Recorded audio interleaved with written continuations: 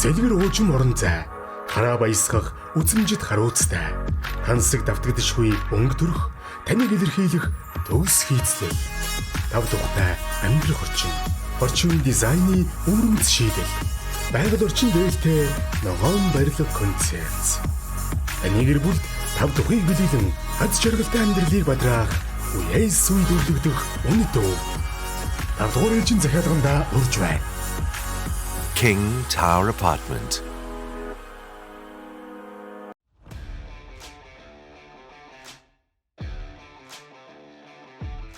Сайн байцгаана уу хүнд үзэгчдээ.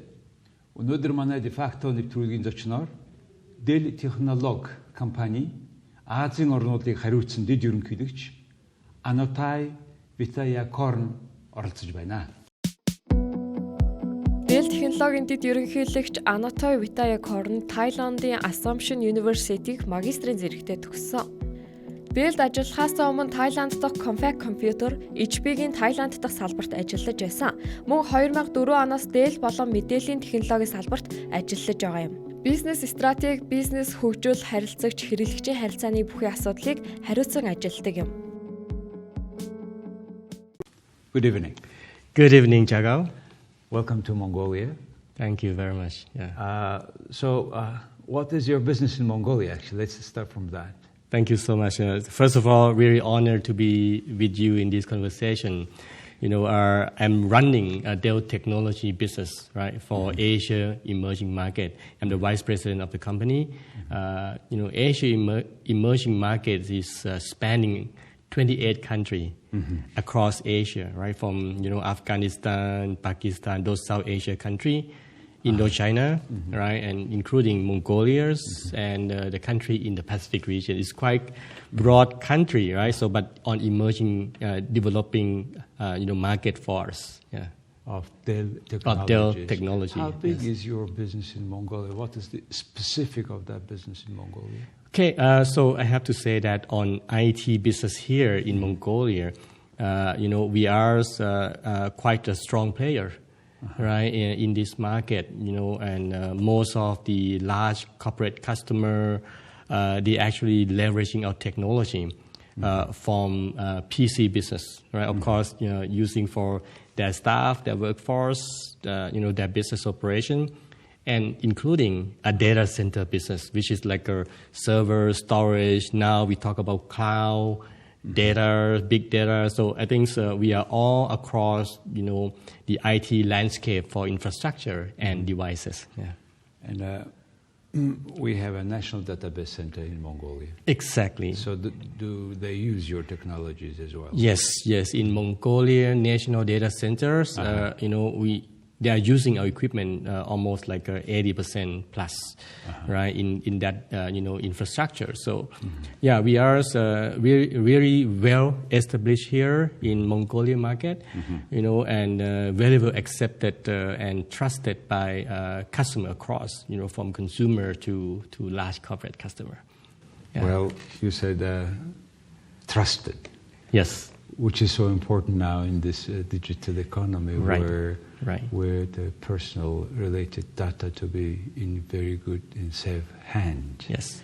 In that sense, what is new in technology we have recently, you have heard, approved a law. Yes. And we very much try to be very much e-country. Yes. E-Mongolia, the program, Digital Mongolia. In that sense, probably you will have more and more businesses in Mongolia. Of course. Growing. Yes. Okay. When we talk about now digital economy, we a lot talk about cloud economy. Let's say. So there is even called multi-cloud system. Exactly. Yes. So what are the plan you to do in this regard in Mongolia?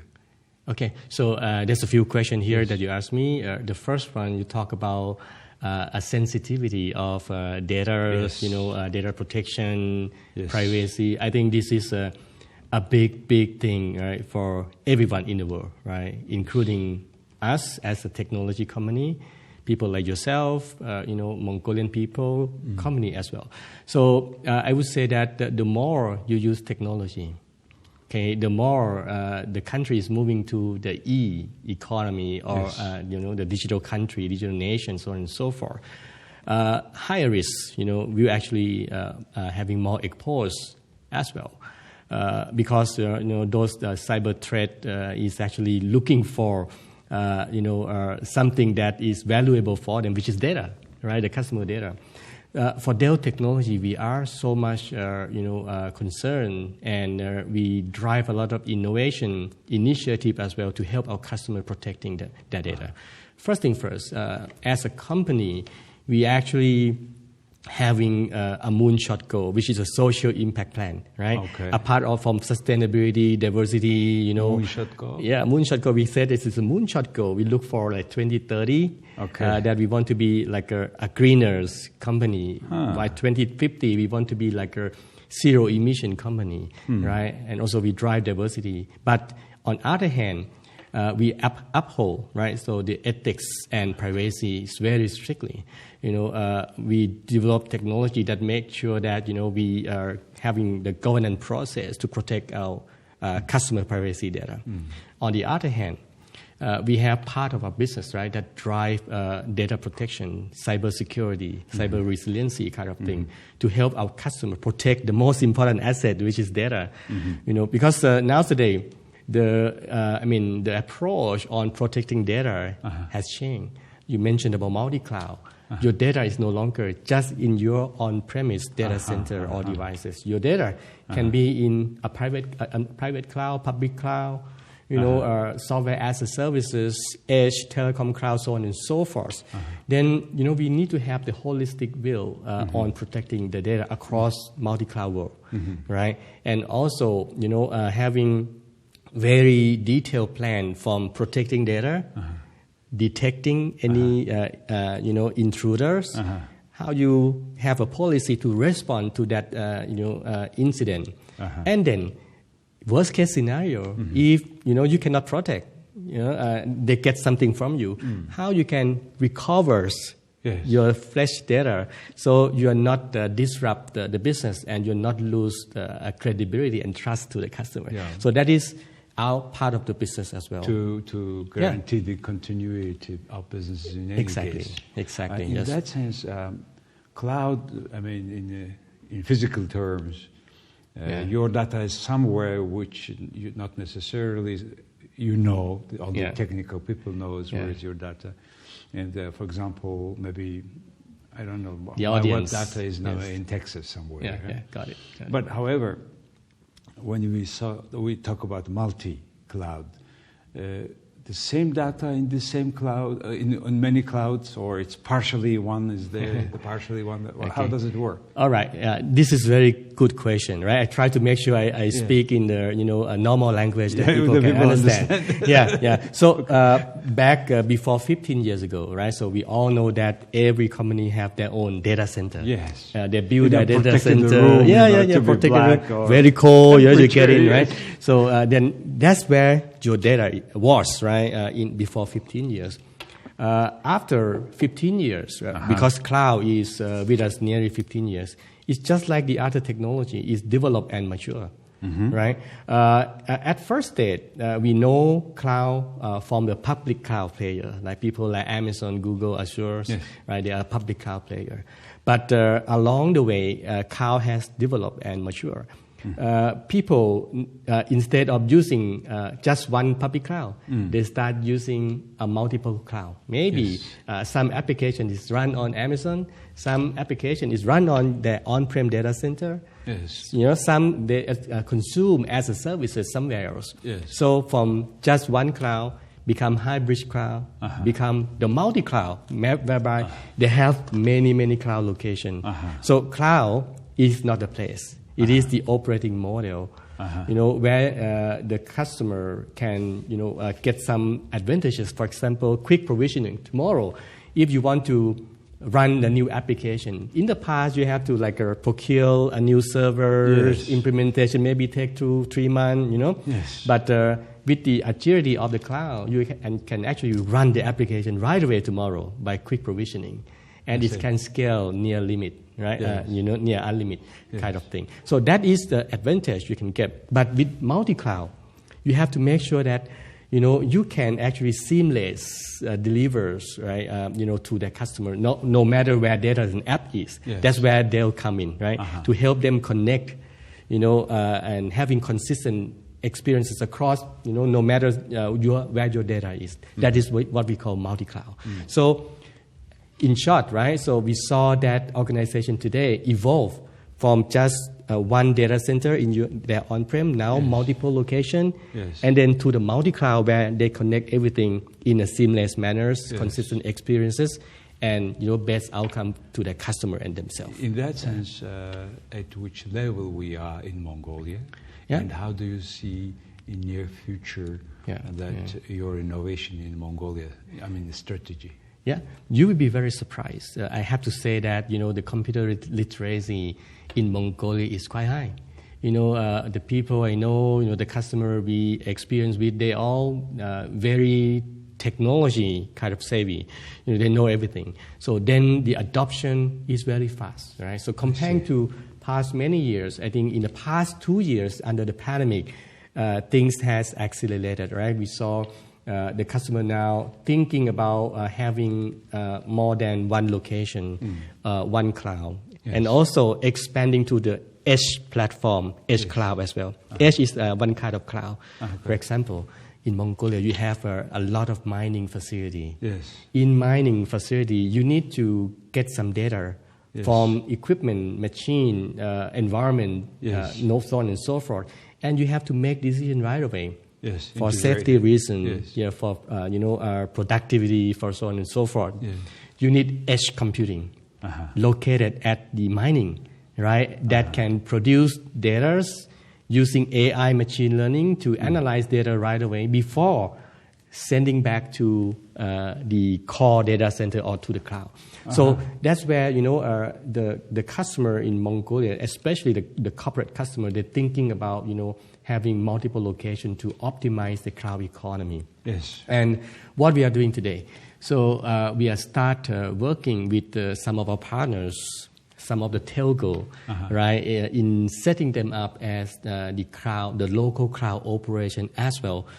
So customer can take advantage from the cloud agility, right? So along with their own data center, they want to control that data in their on-premise. They want at least to be sure that they are in control, not somebody else. But they want advantages of the cloud agility from the other cloud player. From here is quite far away from, a hyperscaler player, right? So, data center is not here. So maybe bandwidth constraints, so on and so forth. The local cloud will be a great option. So we are working, very closely with the, the local cloud providers to establish that services for Mongolia customer. So you will create several local clouds. Exactly. With the help of your Dell technology. Exactly. Yes.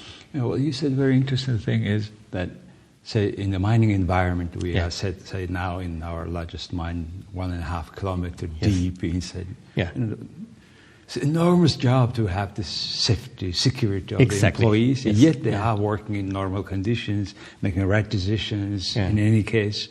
And then now the machine itself, the environment itself, then the management, all this information comes together, and then the next move of that person, operator, to be the most optimal one, right? In that sense, you said just now, artificial intelligence.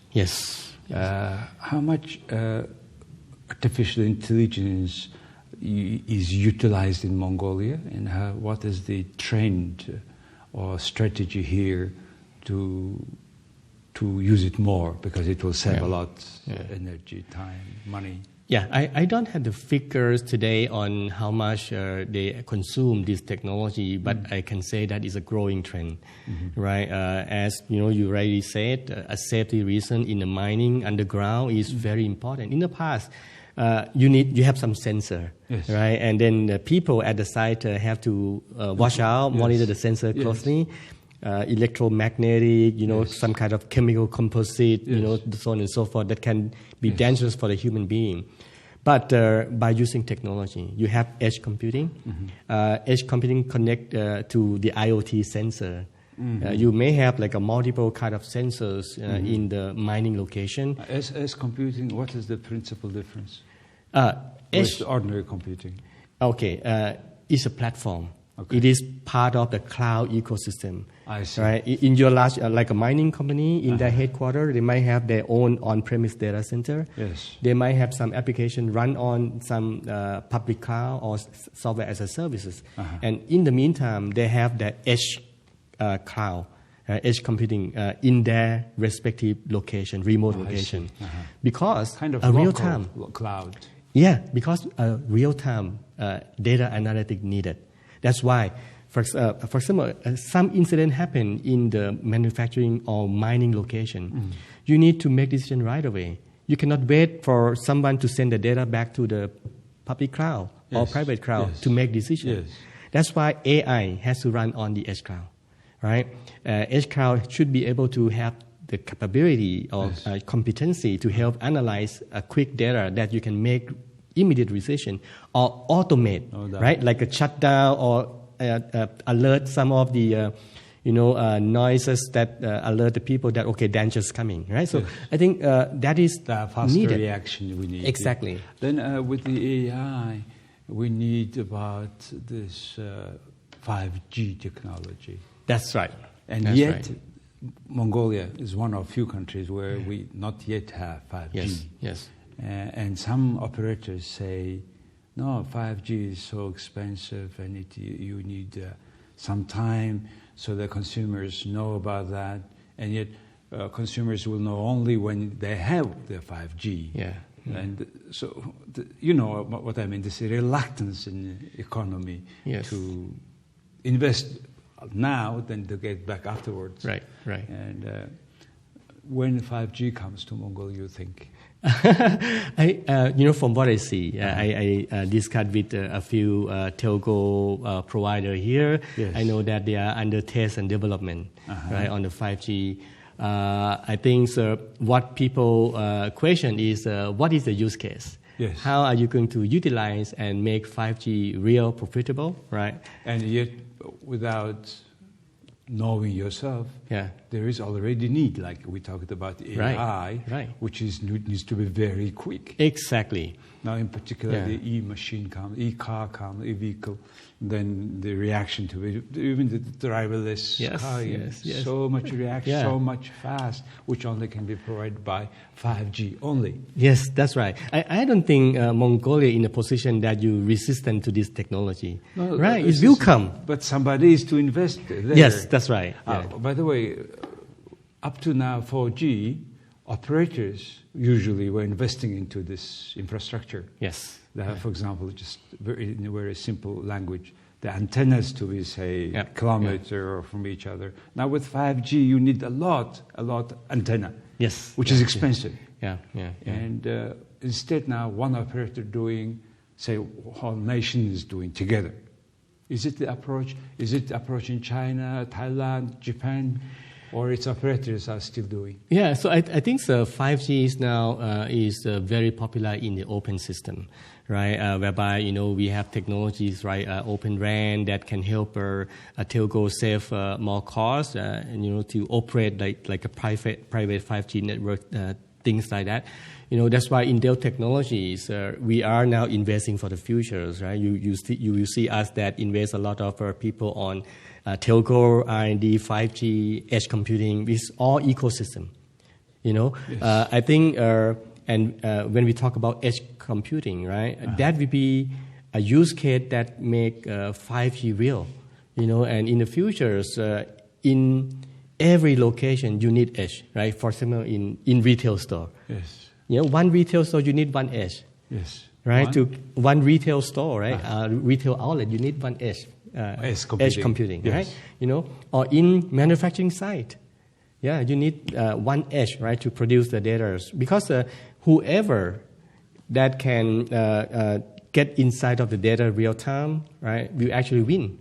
Right? In the digital era, we are moving to the digital era where data is super important, right? Yes. It's all about data. Yeah.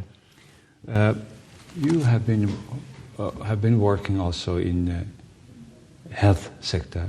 Yeah. Thailand did a wonderful job. At that time, you were Yeah. in charge of Dell computing there, and you are professional in IT. So, how much this computer now comes to my daily life in terms of taking care of my health and connected with my health service provider, my doctor, my hospital. Then wherever I go, then they know exactly if something happens, they immediately can know that. Yeah. In that sense, Yeah. what is the future? So you will be surprised that nowadays we all using edge, computing indirectly, right? So when you consume the healthcare services, the machine like a MRI is always equipped with all sensors and everything, and they have their own edge, that actually can. Each MRI has own that's edge right. That's right. Yes. That is the thing that increasing. Not just MRI, right? In healthcare, you have a lot of equipment, right? That is high tech, right? And that need to be on AI, right? So they can actually operate automatically, right? To deliver the best service to patient, right? So I think that is growing trend. And we see hospital, right, healthcare in other parts of the world, they actually invest a lot on IT, and because healthcare on IT is actually one of the growing sector. You see, I'm asking it because it's a very low-density country. Yep. It's a huge country, 1.5 million square kilometers. And then, from Ulaanbaatar to the most western end, it goes more than 2,000 kilometers. About 2,000 kilometers. Yeah. And yet, each provinces, we need all these sophisticated health machines, MRI or whatever, a computer, CT. All those are to be also managed, regulated by a doctor who needs to understand. And the technology is providing such a technology that, such a solutions with AI help. Yeah. So that means you need to educate the doctor himself, and those who are using it. Yeah. In that sense, Dell Technologies, do you provide kind of educational training for the people, and how does it work in Mongolia, for example? Yeah. So our business is more on infrastructure setting up for a healthcare organization, right? We are not on help them train, right? But we have seen a lot of development, right, on this area. Now, in healthcare industry, they are using AR, right, augmented reality, immersive experiences, right, to help train the healthcare professional, to be better in help people, right? So from their circumstance, especially. When you work remotely, from Ulaanbaatar to the remote location, you may need to have like telemedicine. Yes. And you need some specialist doctor, which may not available there, but available here. Yes. So they should be able to work together. Yes. Partner with a machine, right? Partner with the remote doctors over there, or any healthcare professional services over there, to help people. Right, so this is a way that we see as a big trend. Okay. Even in other countries, they also practice the same. Right, they don't have like a big location like Mongolia. They also practice the same. This is very interesting. The doctor is here, the patient is there, and some person who is helping there just to do what this doctor is asking from here. Right. The other thing, in terms of the personal health data protection. Is it particular things you do, kind of security? Yep. So I think that is regarding to the very first topic we discussed, right, about privacy. The personal health data are even higher sensitive. More sensitive, yes. Number one, right, we have to make sure that the law and regulation is very clear about protecting this, right?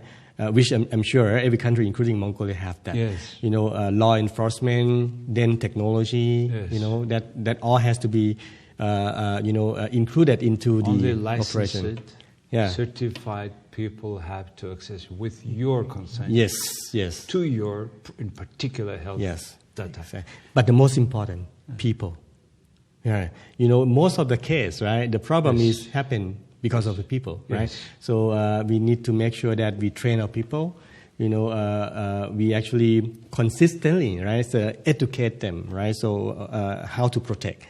In some certain extent, we also seeing that the company or the healthcare organization themselves, they also test whether employee can actually open to the problem, right? So then they have to fix that, right? So that's a growing trend. You noticed that Mongolia, like Estonia, we are trying to have this frog leap. And now we have some 600 services of the government online. Yep. And it's called e-Mongolia. It's on in your phone. And how to make sure that people who are using it confident that it's only you who are looking at it and who can manage it. And everybody from the government side, anybody who use your data, you should know. In that sense, how you think Mongolia things go? Do you particular study on that? Yeah. So I would say that when we saw increasing trend of using digital services, no matter government, public sector, private sector, it is exposed more risk. That's why there's some new innovation coming in as well, which call a zero trust kind of operation. Zero trust. Trust. Yeah, zero trust, right? Meaning that you cannot trust anything. Then when you cannot trust anything, you question, right? And then you have to find the best way to protect, to ensure that you make that a trustable environment, right? So that's the thing, right? So then a new, this is a new paradigm that all organization is now start looking for, to make sure that they implement this zero trust architecture, from everything that they do, right? To make sure that people who use it can trust it. Yes, that's the thing. With all just now trends, this multi-clouds, new as computing, with each organization they use AI, 5G, all this together requires environment where you invest a lot. Yeah. It's a lot of money invested. So how do you see the return on investment in that circumstances? Okay. Like small country like Mongolia, for example. Sure. So that is the big question, right? So because IT investment is, you need some money, right, to invest as well. And you also expecting the ROI. Yes. But as we discussed, right, we are in a multi-years of challenges, right? Before pandemic, after pandemic, disruptive change. Now, we're facing the global economy recession, so on and so forth. Investing in technology, if you done right, it can help you reduce costs. It can help you actually combat with the inflation or whatever that may impact your operation, and help you actually fight with the labor shortage as well. Because you can use some technologies, right, together with the people, right? So a lot of things that you can get benefit, but most important, use the intelligent solution to creating better experiences for your customer, right? Or creating a new business model. So now we cannot look at IT as a cost. IT should be the business enabler. Actually, should lead the business transformation, I would say. So that's how we expect the ROI.